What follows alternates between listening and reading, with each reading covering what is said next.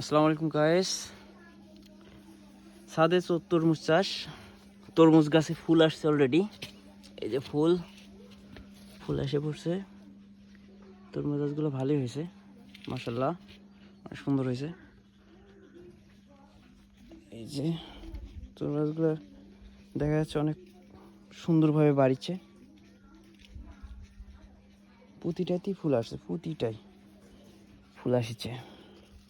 পড়ে গেছে, উঠে দিতে হবে। এই উঠ, 2 দিন ধরে উঠে দিচ্ছি, তারপরে পড়ে যায়। এই যে লাল পাতাগুলো ছুটে দিতে হবে। লাল পাতা ছিঁড়ে ফেলে দেবো। এখানে লাল পাতা আছে, এখানে পাতা, লাল পাতাগুলো উঠে ফেলতে হবে। খুব সুন্দর হয়েছে।